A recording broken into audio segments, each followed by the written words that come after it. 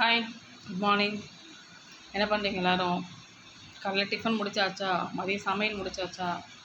எங்கள் வீட்டில் tiffin over, சமையல் ஓவர். வீடு க்ளீன் பண்ணுற வேலை மட்டும் இருக்குது. எத்தனை பேரோட டிஃபன் மட்டும் முடிச்சிருக்கீங்க? எத்தனை பேரோட சமையல் சேர்த்து முடிச்சிருக்கீங்க? எத்தனை பேரோட சமையல் பண்ணலை? எனக்கு கமெண்ட்டை சொல்லுங்கள். ஏன்னா எல்லார் வீட்லேயுமே காலையில் சமையல் முடியும்னா முடியாது. ஸ்கூல் போகிறவங்க, அந்த காலேஜ் போகிறவங்க அப்படின்றவங்க வீட்டில் மட்டும் எல்லா வேலையும் காலைல முடிஞ்சிடும். இல்லைனா மதியம் ரொம்ப டைம் எடுக்கும் சமையல் செய்கிறது. அதனால் எத்தனை பேரில் முடிச்சிருக்கீங்க, எத்தனை பேர் ஃப்ரீயாக இருக்கீங்க கமெண்ட்டில் சொல்லுங்கள். நம்மளை மாதிரி யார் வெட்டியாக இருக்கீங்க அப்படின்ற மாதிரி கமெண்ட்டில் சொல்லுங்கள். இப்போ க்ளீனிங் ஒர்க் தான் இருக்குது. பாத்திரம் வளர்க்குறது, வீடு பெருக்கிறது, இந்த வேலை மட்டும். கொஞ்சம் வெளியில் போகிற வேலை இருக்குது, அந்த வேலை முடிச்சுட்டு வரணும். அந்த ஒரு வேலை இருக்குது. இதான் இன்றைக்கி வேலை. மிஷினில் துணியும் போட்டாச்சு, அதையும் காய வைக்கணும். அந்த வேலை ஓவர். அப்புறம் என்ன பண்ணிகிட்ருக்கீங்க? என்னென்னா காலையில் டிஃபனோட சமையலை செய்கிறது பெட்டரா, இல்லைனா சமையல் மதியானம் தனியாக செஞ்சு சூடாக சமைச்சு சாப்பிட்றது நல்லாயிருக்கும். சில பேர்லாம் பார்த்திங்கன்னா மதியானம் சுட சுட தனியாக செஞ்சு சூடாக செஞ்சு சாப்பிட்ணும் அப்படின்னு நினைப்பாங்க. அந்த மாதிரியும் சில பேர் இருக்காங்க. எனக்கெலாம் அதெல்லாம் காலையில் டிஃபனோடு முடிச்சோன்னா நமக்கு ஒரு வேலை முடிஞ்சிடும். அதே நான் ஒரு நாள் ஸ்கூல்லாம் லீவ் விட்டாமல் பார்த்திங்கன்னா அந்த வேலை நமக்கு ஆகவே ஆகாது. ரொம்ப அப்படியே வளவலன்னு இழுத்துகிட்டே இருக்கும். பெரிய மலப்பாக இருக்கும் அந்த சமையல் வேலை அப்படின்றது. எனக்கெல்லாம் பார்த்திங்கன்னா காலையில் ஸ்கூலுக்கு டிஃபன் செய்கிறோமா, சமைக்கிறோமா, அதோட வேலை முடிஞ்சுன்னா கொஞ்சம் ஃப்ரீயாக இருக்கலாம். ஒரு சீக்கிரமாக வேலை முடிஞ்ச மாதிரி ஆகிடும். மத்தியானம் செய்யணுன்னா ஒரு நாள் லீவ் விட்டாலே நமக்கு வேலையே ஓடாது வீட்டில். அந்த மாதிரி இருக்கும். இன்னும் பசங்க ஸ்கூல் போகிறது, நம்ம ஸ்கூலுக்கு போகிற மாதிரி அந்த ஒரு சுறுசுறுப்பு நமக்கு வந்துடும். அது உண்மையாக பொய்யா? அப்புறம் 8 நிமிஷம் வீடியோ போடுங்க அப்படின்னீங்க. 8 நிமிஷத்துக்குள்ளே நான் என்னென்ன பேசுகிறதையும் யோசிச்சுட்டு உட்காந்துட்ருக்கேன். அதுதான் அப்படியே ஒரு போல தள்ளிகிட்டே இருக்கேன். அப்புறம் இப்போ இந்த டெங்கு ஃபீவராக பரவிட்டுருக்கு. எங்கேயுமே உங்கள் வீட்டுங்களில் தண்ணி தேங்காமல் பார்த்துக்கோங்க. கொசு இல்லாமல் பார்த்துக்கோங்க. சரிங்களா? இங்கெல்லாம் செக் பண்ணிட்டு போனாங்க. தண்ணி தேங்காமல் சின்னதாக ஒரு தொட்டி பூச்செடி வச்சுருக்கேன். சின்ன பிளாஸ்டிக் தொட்டியில் அதுக்கு அடியில் சின்ன பிளேட் வச்சுருப்பேன். அந்த தண்ணியெலாம் வெளியில் எங்கேயும் தள்ளி கீழே லீக் ஆகாமல் இருக்கிறதுக்கு அடியில் பிளேட் வச்சுருப்பேன். அது இவ்வளோ தான் தண்ணி இருந்தது. அந்த தண்ணியை கூட வந்து எடுத்து செக் பண்ணி பார்த்துட்டு கீழே ஊற்றிட்டு போகிறாங்க. அது கூட இருக்கக்கூடாதான். அது கூட அந்த தண்ணியை கீழே ஊற்றினவங்க அந்த காவாயில் கூட ஊற்றலை. அந்த தண்ணி தரையில் ஊற்றணுமா. தரையில் ஊற்றினா அந்த வெயில் போட்டால் அந்த தண்ணி காஞ்சிரும். அதில் அந்த புழுவெல்லாம் மேயுது பார்த்திங்களா. அதனால் அந்த தண்ணி வந்துட்டு நம்ம கவனிக்க மாட்டோம். தண்ணி ஊற்றிட்டோன்னா அப்படியே விட்டுருவோம். அதில் தேங்கிச்சுன்னா அதில் அந்த கொசு, அந்த புழுவெல்லாம் அதில் மேய ஆரம்பிச்சிடும். அந்த தண்ணியை கூட காவாயில் ஊற்றாதீங்கன்னு சொல்லிட்டு தரையில் ஊற்றி விட்டாங்க. இவ்வளோ தான் இருக்குது. அது வந்து காஞ்சிருமா வெயில் பட்டு. அந்த மாதிரியும் ஊற்றக்கூடாது அப்படின்னு சொல்லிட்டு அதையும் பண்ணிட்டு போனாங்க. தண்ணி தேங்காமல் பார்த்துக்கோங்க அப்படின்ற மாதிரி ரொம்ப எச்சரிக்கை கொடுத்தாங்க. அந்தளவுக்கு டெங்கு ஃபீவர் வந்து இப்போ ரொம்ப அதிகமாக பரவிட்டுருக்கு. அதனால் இங்கே எல்லாமே கேர்ஃபுல்லாக இருங்க. வீடுங்களில் எங்கேயும் தண்ணி தேங்காமல், குப்பைலாம் அதிகமாக எங்கேயும் சேராமல் பார்த்துக்கோங்க. கொசு இல்லாமல் பார்த்துக்கோங்க. ஏதாவது ஃபீவர் காய்ச்சல்னா உடனே ஹாஸ்பிட்டல் போங்க.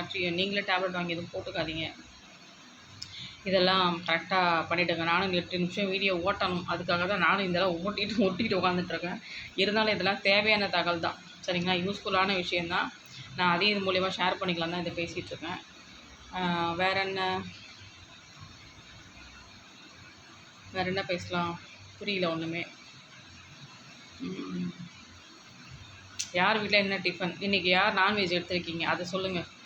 இன்றைக்கி நான் வியாழக்கிழமை வந்து நான்வெஜ்லாம் சாப்பிட மாட்டேன். சாய்பாபாக்காக நான் ஒரு நாள் விரதம் மாதிரி நான்வெஜ்ஜை விட்டுட்டேன். இன்றைக்கி யாரெல்லாம் நான்வெஜ் சாப்பிடுவீங்க, யாரெல்லாம் நான்வெஜ் சாப்பிட மாட்டீங்க, அதையும் எனக்கு கமெண்ட்டில் சொல்லுங்கள். வேறு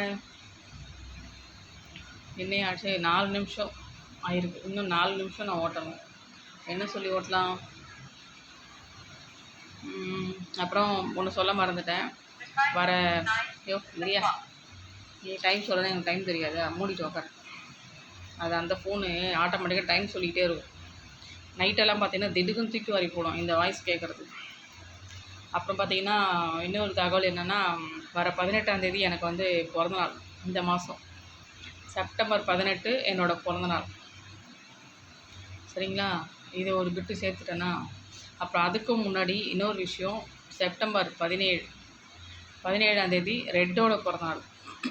ரெட் அண்ணா இருந்தார் இல்லைங்களா, அவருடைய பிறந்தநாள் செப்டம்பர் 17. என்னுடைய பிறந்தநாள் செப்டம்பர் 18. ஒரு நாள் முன்ன பின்ன. ஆனால் வருஷங்கள் மாறி இருக்கும். நான் 82. அவர் என்ன வருஷம் எனக்கு கரெக்டாக தெரியல, சொல்லியிருந்தார். அது எனக்கு அந்த டேட் மட்டும்தான் ஞாபகம் இருக்கும். போன வருஷம்லாம் கேக் வெட்டி கொண்டாடினார், நான் விஷ் பண்ணியிருந்தேன். அப்போ தான் நான் ஒரு பதிவு அவர் கொடுத்துருந்தேன். அதை பார்த்து அவர் ரொம்ப கண் கலங்கி அழுதுட்டார். என்னுடைய சேனல் நேம் சொல்லி, சகோ நீங்கள் பேசுனது எனக்கு ரொம்ப கண் கலங்க வச்சுச்சு சகோதரி அப்படின்னு ரொம்ப ஃபீல் பண்ணி அழுதுருந்தார். அதெல்லாம் வந்து மறக்கவே முடியாது. அது எனக்கு அப்படியே ஞாபகத்திலே கடைசியாக அந்த மனுஷன் பிறந்த நாளைக்கு அழுதுட்டார். அந்த பதிவு நான் கொடுத்துருந்ததை வச்சு பார்த்துட்டு அதெல்லாம் அப்படியே ஞாபகத்திலே இருக்குது. இது ஏன் நான் சொல்கிறேன்னா, ஒரு 8 நிமிஷம் நான் ஓட்டணும் அதுக்காக தான். மற்றபடி இந்த பிறந்த நாளை பற்றி சொல்கிறது, சிம்பத்தி க்ரியேட் பண்ணுறது அதுக்காகலாம் கிடையாது. அது எனக்கு அதான் தெரியதான் போகுது. நான் நாளைக்கு நான் இன்றைக்கி நான் இதில் வந்து கம்யூனிட்டி போஸ்ட் போடுவேன். சும்மா ஒரு ஃபன்னாக நானே கலாய்ச்சி அன்றைக்கி போன வருஷம் போட்ட மாதிரி நானே போட்டுப்பேன். வாட்ஸ்அப்பில் நானே ஸ்டேட்டஸ் வச்சுப்பேன். அதெல்லாம் வேறு. அதனால் நீங்கள் எதுவும் நினச்சிக்காதீங்க, என்னடா இவங்க முன்னாடி சொல்கிறாங்க அப்படின்ற மாதிரி, ஏதோ கலெக்ஷனுக்காக சொல்கிறாங்களோ. எது சொன்னாலும் இங்கே வந்து யோசிக்க வேண்டியதாக இருக்குது. இந்த பன்னாடைகளால் நல்ல விஷயம் கூட நமக்கு சொல்ல முடியல. நமக்கு ஒரு மாதிரி திக்குன்னு இருக்குச்சா, இதை சொன்னால் இப்படி நினைப்பாங்களா அப்படின்லாம் யோசிக்க மாதிரி இருக்குது. சாதாரணமாக சொல்ல வேண்டிய விஷயம் இது. இதை நான் வந்து யோசிச்சு தான் சொல்கிறேன். அடைச்சா இது சொன்னால் என்ன நினைப்பாங்க அப்படின்ற மாதிரி திங்க் பண்ண வைக்கிது. இந்த நாதாரிங்களால் எது சொன்னாலும் பணம் கலெக்ஷன் பண்ணுற விஷயத்துலேயே இதுங்களாம் கண்ணோட்டத்துலேயே சொல்லிடுச்சிங்களா, நம்மளால் வந்து எதையும் ஓப்பனாக சொல்ல முடியல, ஒரு சகஜமாக சொல்ல முடியல. அதை தான் சொல்ல வரேன். மற்றபடி ஒன்றும் இல்லை. இதுக்காக நீங்கள் பொன்னாடையெல்லாம் போடணுன்னு அவசியம் இல்லைடா. இப்போ என்னோடய பிறந்த நாளைக்கெல்லாம் புரியுதுங்களா, அவங்கவுங்க அங்கங்கே விஷ் பண்ணாலே போதும்.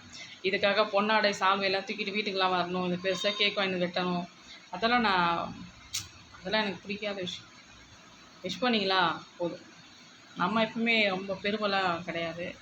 எப்பவுமே ரொம்ப சிம்பிளாக தான் இருப்பேன். சிம்பிளாக இருக்கணும். ரொம்ப ஆடம்பரம்லாம் நமக்கு பிடிக்காது. எளிமையாக இருந்தால் தான் நல்லாயிருக்கும். அதுதான் என்றைக்குமே நிலைக்கும். அதனால் ஆடம்பரம்லாம் நமக்கு பிடிக்காது. வேறு என்ன, டைமு 7 ஆயிடுச்சு. வேறு என்ன, அப்புறம் பிறந்த நாளைக்கெல்லாம் எல்லாம் வரதுன்னா நீங்கள் வீட்டுக்கெலாம் வரலாம், யார் வேணாலும் வாங்க. வேறு என்ன,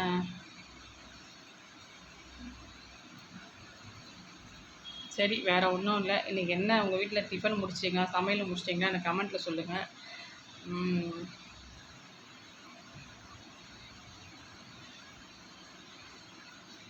வேறு ஒன்றும் இல்லை. அப்போ எப்படியும் இப்போ மதியம் லைவ் வருவேன். மதியானம் ஒரு லைவ் போடலான்ட்டு, திருப்பி ஈவினிங் ஒரு லைவ் போடலாம் அப்படின்ட்டு. நேற்று கொஞ்சம் டைம் ஆகிடுச்சு, ஏன்னா தீபாஸ்ட சேனல் லைவ் ஓடிட்டு இருந்துச்சா, அவங்க பேசிகிட்டு இருந்தாங்க, கொஞ்சம் அதனால் வெயிட் பண்ணிகிட்டு இருந்தேன்.